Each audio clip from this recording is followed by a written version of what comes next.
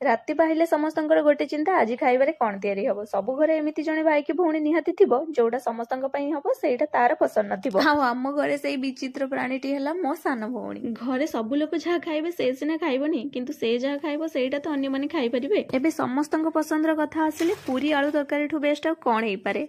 ଆଳୁ ମୁଁ କାଲି ରାତିରୁ ହିଁ ସିଝେଇକି ଫ୍ରିଜରେ ରଖିଦେଇଥିଲି। ମୋ ଭଳିଆ ସବୁଦିନ ଘରେ ରୋଷେଇ କରୁଥିବା ଲୋକମାନେ ଏଇ ସ୍ମାର୍ଟ ଟ୍ରିକ୍ ଗୁଡା ନିହାତି ୟୁଜ୍ କରୁଥିବେ। ଜଲ୍ଦି ଜଲ୍ଦି ଏଇ ସବୁ କାମ ସାରିବା ପରେ ମତେ ଅଫିସ ବି ବାହାରିବାର ଅଛି। ମସଲାରେ ସିଝା ଆଳୁ ପକେଇକି ତାକୁ ଆଉ ଟିକେ ଭଲ ଭାବରେ କଷି ନଉଛି। ଏବେ ସେଥିରେ ଅଳ୍ପ ପାଣି ଦେଇକି ତାକୁ ଟିକେ ଫୁଟିବାକୁ ଛାଡ଼ିଦେବି। ଲାଷ୍ଟରେ ଶୀତ ଦିନେ ଟେଷ୍ଟର କିଙ୍ଗ ନା କୁଇନ୍ ମୁଁ ଜାଣିନି, ମାନେ ଧଣିଆ ପତ୍ର ପକେଇକି କମ୍ପ୍ଲିଟ୍ ହେଇଗଲା ମୋର ପୁରୀ ଆଳୁ ତରକାରୀ। ଆଉ ହଁ, ଧଣିଆ ପତ୍ରଟା କିଙ୍ଗ ନା କୁଇନ୍ ମତେ ନିହାତି ଜଣେଇବେ। ଭିଡ଼ିଓ ଭଲ ଲାଗିଲେ ଲାଇକ୍ ଇଟ୍, ସବସ୍କ୍ରାଇବ୍ କରିବେ। ଆଜି ପାଇଁ ଏତିକି, ପୁଣି ଦେଖା ହବ ଆଉ ଗୋଟେ ଭିଡ଼ିଓରେ। ରହୁଛି, ବାଏ ବାଏ।